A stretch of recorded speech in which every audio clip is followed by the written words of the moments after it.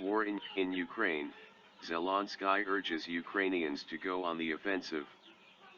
President Volodymyr Zelensky has told Ukrainians they have withstood the blow of Russia's invasion as he urged citizens to continue fighting. In an impassioned speech delivered from Kiev on Saturday night, Mr. Zelensky told the country that the time has come for them to launch a fight back. Fight back. You need to go out and drive this evil out of our cities, he said. The rallying cry came alongside a plea to U.S. President Joe Biden to source more combat jets for Ukraine. U.S. officials are believed to be in discussions with political leaders in Poland over the possibility of Warsaw providing Ukraine with a number of MiG fighter jets. Poland has been slowly phasing the Soviet-era fighter out of use, and officials are understood to be weighing whether to provide them to Ukraine, where pilots are not trained to fly Western-made jets. Some reports suggest they could be exchanged for new US-sponsored replacements. The Russian invasion of Ukraine has entered its 11th day, with some experts suggesting the invasion may have stalled in places, despite President Vladimir Putin's insistence on Saturday that the operation is going to plan.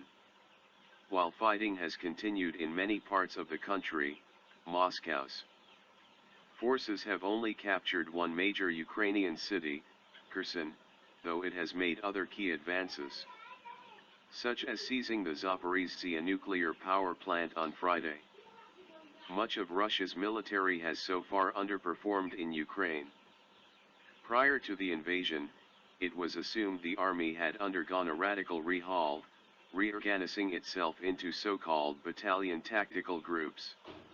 These units of 800 to 1,000 men would operate in close coordination with tanks, drones and multiple launch rocket systems to deliver a multifaceted punch to the enemy. But it hasn't worked out like that. Russian commanders, especially in the north, have manifestly failed to make full use of this modern kind of warfare.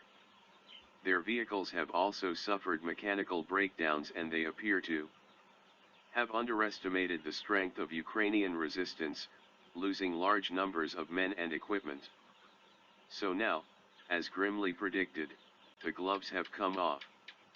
Russian military tactics have reverted to a crude but tried and tested doctrine: encircle a city, pummel it with airstrikes, tank, and artillery fire, and break the morale of both its defenders and those simply trying to survive.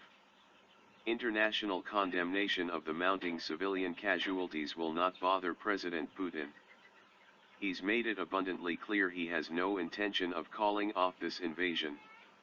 Outside the capital of Kiev, a massive convoy stretching over 40 miles, 64 kilometers, remains stalled outside the city, and Ukrainian defense officials say they have been hitting selected targets within the convoy where they can.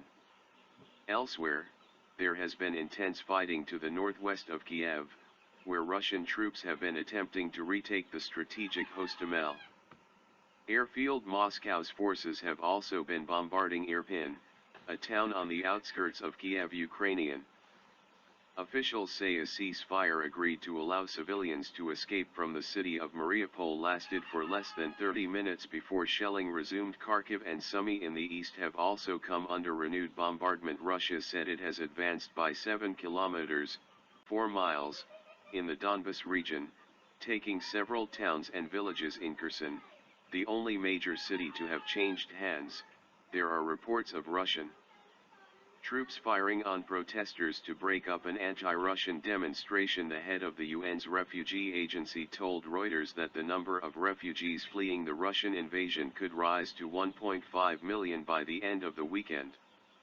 This is the fastest moving refugee crisis we have seen in Europe since the end of World War II, UNRWA head Filippo Grandi said. As fighting rumbles on in Ukraine, Western sanctions continue to hammer the Russian economy.